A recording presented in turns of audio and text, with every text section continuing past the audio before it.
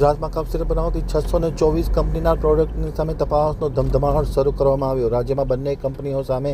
પ્રતિબંધ મૂકવાની જાહેરાત કરતા આરોગ્ય મંત્રી મધ્ય પ્રદેશની અંદર નોટ ઓફ સ્ટાન્ડર્ડ જે દવાઓ થઈ હતી એ પૈકીની જે બે દવાઓ જે આપણે અહીંયા સરકારમાં GMACL દ્વારા ખરીદતા નથી, પરંતુ આ વિક્રેતાઓ આ જે ઓરલ મેડિસિન્સ બાળકો માટેની કફ સિરપ જે બનાવી રહ્યા હતા એ બંનેનું ત્યાં મધ્યપ્રદેશની અંદરથી આપણને મળી કે આ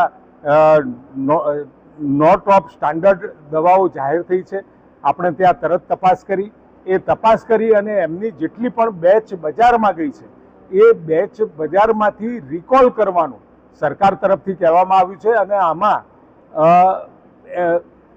આપણા FDCAના અધિકારીઓ છેલ્લામાં છેલ્લી બોટલ ના આવી જાય ત્યાં સુધી મોનિટરિંગ કરી આ તમામ બોટલો પાછી આવી જાય, આ દવાઓ પાછી બજારમાં ખેંચાઈ જાય એની ચિંતા પણ રાજ્ય સરકારે કરી છે। આ બે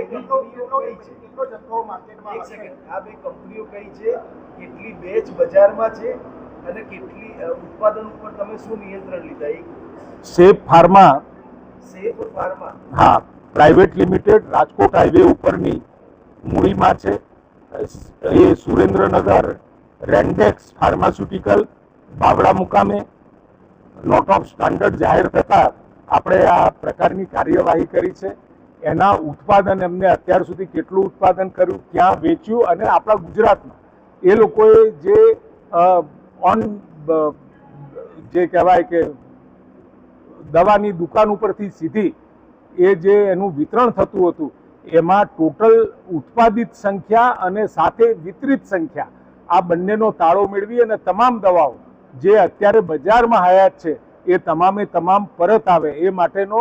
પ્રયત્ન પૂરા જોશથી FDCAના અધિકારીઓ પ્રત્યેક દુકાન અને પ્રત્યેક દુકાનો સુધી કેમિસ્ટ એસોસિએશનને પણ આની જાણ કરી છે કે આ બે કંપનીઓની કોઈ દવાઓ હોય તો એ દવાઓ તાત્કાલિક પરત એને આપવી। આ કંપની જે બે કંપની આપે છે એના દ્વારા